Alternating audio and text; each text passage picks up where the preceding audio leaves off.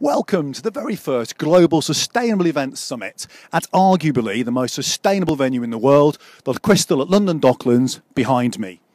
I'll be reporting from the event and talking to the key people involved to get an insight into why this event is so important and also why the delegates are here.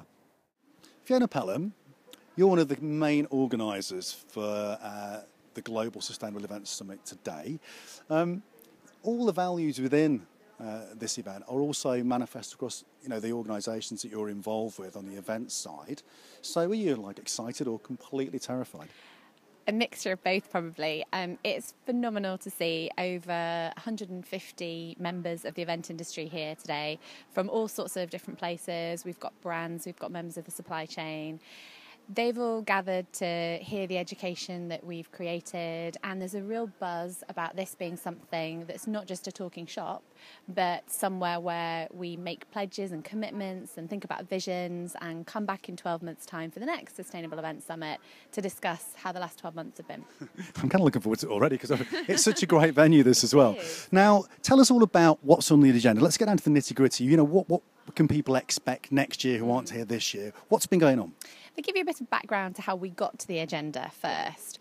Through Positive Impact, we've had a number of advisory groups, a group of sustainability experts, a group of people from the industry. So for the last couple of years, we've been talking to them about what they think should happen. So that was the starting point. We then gathered a small advisory group for the Sustainable Events Summit, and we spoke to them about the key questions that they thought people would want to be addressed in this summit.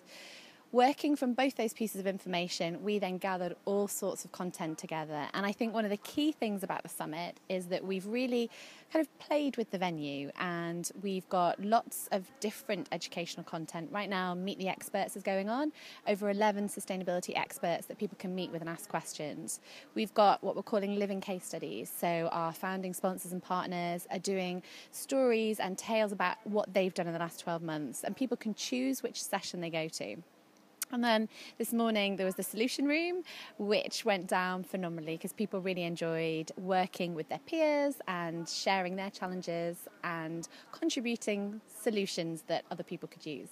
Wow, so it's pretty multifaceted, really, and I suppose it's kind of you're kind of practicing what you preach. I mean, it would be quite disappointing if this wasn't a good event, really, wouldn't it? Yeah, definitely. I hope so. And I think the values that you mentioned of honesty, transparency, positivity, they're really coming out in this event. It's not sit down and listen to some people talk at you. It's okay, how can we collaborate as an industry? And obviously with the venue as well, with the interactive exhibition that's sort of happening, during every event that's taking place here, there's real education that delegates can interact with in their spare time. With respect to a venue like this, do you think this is a future or just some sort of folly that Siemens have cooked up? I think it's got to be the future, really, for two reasons. People now want to be interacting with the content of their event, and a venue like this gives you the chance to. And also, it's a real learning environment here. So this is all about sustainability. Phenomenal sustainability initiatives are around this venue. And a lot of delegates have been feeding back how they've learned things about carbon, about water management, about health systems, which they didn't really know anything about, but the Siemens Crystal building has educated them. Now, you've come quite a long way to a very cold and snowy London for this event. Yeah. What was important about this event for you? It's important because I think that it's the first event of this type. I think that also London and the UK are somehow leading the process after the Olympics. So I think that it's important to be here. We come from Spain, this is Europe, and we have many organizers from the UK. So I think that it's important to be here because it's the first summit of this type. So I think that it's important to be part of it and to be leading the process being here. So it's important also for Fira Barcelona. How have you found the event personally? I think it's been tremendous. I think one of the key areas that I got a lot out of was earlier in the day there was a sort of solutions session, and there was a group of people around a table chucking ideas and saying, we've got this problem, how would you do it?